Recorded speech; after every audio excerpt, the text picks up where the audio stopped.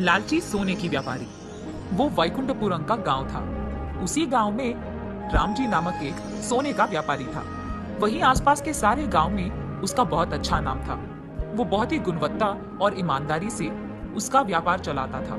रामजी के दुकान जो भी आते थे वो उसकी बहुत आदर सत्कार करता था। वो उसके दुकान आए मेहमानों को जूस, कूलिंग वाटर, चाय ऐसे सब लाकर उन्हें देता था। रामजी का एक बेटा था और उसका नाम श्यामजी है। श्यामजी भी उसके पिता रामजी के साथ हर रोज दुकान जाता था। लेकिन श्यामजी हर चीज में लालची ज्यादा होता था। उसके पिता का ग्राहकों का ऐसे आदर सत्कार करना उसे बिल्कुल अच्छा नहीं लगता था। एक दिन जेवर खरीदने एक परिवार उनके दुकान आता है। अरे अरे आइए, नमस्कार। नमस्कार जी। बोलिए, आज क्या देखना चाहोगे? हमारी बेटी की शादी है, इसीलिए हम गहने देखने आए हैं। अरे वाह, ये तो खुशखबरी है। आइए आइए। ऐसे उन्हें अंदर बिठाकर उन्हें गहने दिखाने लगता है। क्योंकि रामजी बहुत महंगी जेवर दिखा रहा था। रामजी, हम इतनी महंगी गहने नहीं खरीद पाएंगे। हम बहुत गरीब हैं, इसीलिए हमें कम दाम में जेवर दिखाइएगा। अरे हाँ हाँ, क्यों नहीं, जरूर। उनकी बातें सुनकर रामजी अपने बारे में बिना सोचे उनके लिए गहने कम दाम में देता है।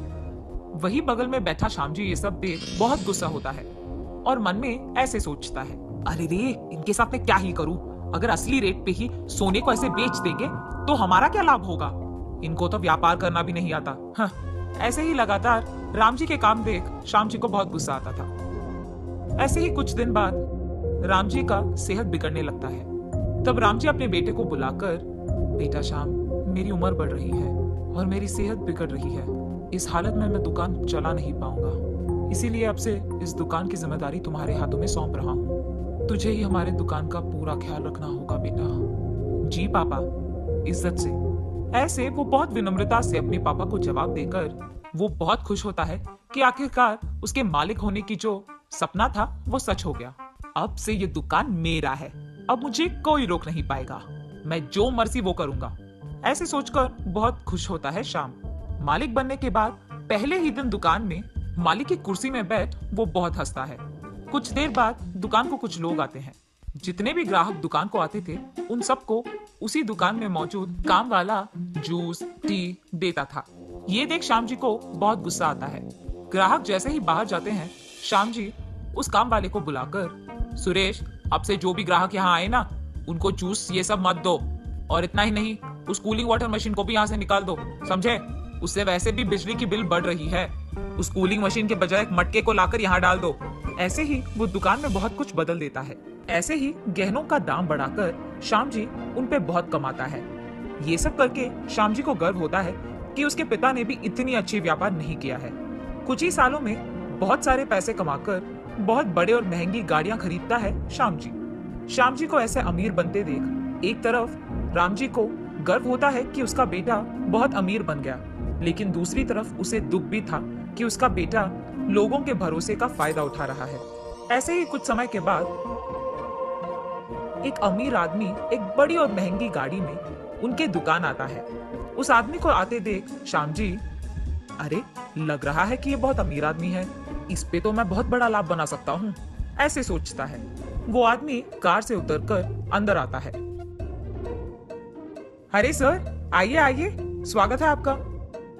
बोलिए, क्या देखेंगे आप? नमस्कार श्याम जी, मेरा नाम कुमार है। बहुत ही जल्द मेरी शादी होने वाली है, मुझे महंगी गहने दिखाइए। कुमार की बातें सुन श्याम जी में लालच आता है। उसके दुकान में मौजूद गहनों का दाम बढ़ाकर कुमार को दिखाता है। अरे वाह, ये तो बहुत सुंदर है। ऐसे ही मुझे कुछ डिजाइन्स में गहने चाहिए, क्या वो कर पाओगे? ऐसे पूछता है कुमार। अरे जरूर साहब, अब इस सब के लिए 10 लाख का खर्च होगा। कोई नहीं, मैं भर दूंगा। ऐसे कहकर थोड़े पैसे एडवांस में देकर कुमार वहां से चले जाता है। उस एक आदमी के पास इतना सारा पैसा देख श्याम जी सोचता है कि उस अमीर आदमी को आसानी से धोखा दिया जा सकता है और इसीलिए उसी की लालच में वो कुमार को धोखा देने के लिए योजना बनाते रहता है। वो ये फैसला करता है कि इससे पहले कि कुमार उससे सारे गहने ले ले, वो उनमें से कुछ गहनों को नकली गहनों से बदल देगा और कुमार के आने से पहले ही उसके सोच के अनुसार ही वो उनमें से कुछ गहनों को नकली वालों से बदल देता है। कुमार आकर बाकी पैसे भरकर उन सारे गहनों को लेकर वहां से चले जाता है। कुमार की शादी आ ही जाती है। उस दिन उसके लाए हुए गहने सारे लोग पहनते हैं और क्योंकि कुमार के पिताजी का एक दोस्त सोने का व्यापारी था, कुमार के कई बहनों में से एक बहन के गहनों को देख उस आदमी को समझ आता है कि वो नकली हैं। वो कुमार के बहन के पास जाकर ऐसे पूछता है, बेटी तुम लोग तो बहुत अमीर हो, ऐसे नकली जेवर और गहने पहनने की क्या जरूरत है? ये सुनकर वही मौजूद कुमार चौंक जाता है। क्या नकली जेवर? अरे नहीं अंकल, ये तो मैंने राम जी के दुकान में बनवाए हैं। और वो आदमी कुमार से ये कहता है, नहीं बेटा, मैं भी तो गहनों का व्यापारी हूँ, मुझे नकली और असली में फर्क दिखाई देता है। ये साफ साफ नकली है, तुमको धोखा दिया गया है। लेकिन राम जी तो बहुत अच्छे इंसान है, हम जैसे गहनों के व्यापारी के लिए तो वो बहुत प्रेरणा देते हैं। कहीं कोई गलती हुआ होगा, चलो हम उसके दुकान जाकर पूछते हैं। सभी मिलकर राम जी के दुकान जाते हैं। श्याम जी, ये क्या है? आपने मुझे नकली जेवर दिए हैं, ये असली ही नहीं है। अरे ये क्या मजाक सोच रहा है आपको? मैंने तो आपको असली गहने ही दिए थे, आपने कहीं और बदल कर मेरे पास आकर पूछ रहे हो। अरे मुझे ऐसे करने की क्या जरूरत है श्याम जी, मैं आप पर पुलिस कंप्लेंट दूंगा। हाँ क्या आप डरा रहे हो क्या? कुमार के साथ आया बुजुर्ग, बेटा मैं भी गहनों का व्यापारी हूँ और तुम्हारे पापा का बहुत अच्छा दोस्त भी, तुम अपने पिता को बुलाओ, मैं बात करूंगा, ऐसे कहता है। तब श्याम जी उसके दुकान में मौजूद काम वाले को उसके घर भेजकर राम जी को बुलवाता है।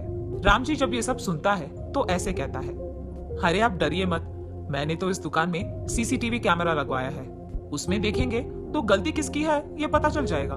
लेकिन किसी को ये बात नहीं पता था कि राम जी दुकान में सीसीटीवी लगवाया है, यहाँ तक कि श्याम जी को भी नहीं। राम जी उसके फोन में पूरा फुटेज देखते रहता है और दूसरी तरफ श्याम जी डर के मारे कांपने लगता है। उस फुटेज में श्याम जी का असली जेवर को नकली में बदल देना दिख जाता है। ये देख राम जी गुस्से में श्याम जी को बहुत डांटता है। उसके कारण राम जी को सर झुकाना पड़ा। ये कहता है उसके बेटे की गलती के लिए राम जी माफी मांगता है और क्योंकि श्याम जी को उसकी गलती का एहसास होना चाहिए, वो खुद पुलिस को वहां बुलाता है। कानून के सामने सभी एक हैं, ऐसे कहता है राम जी।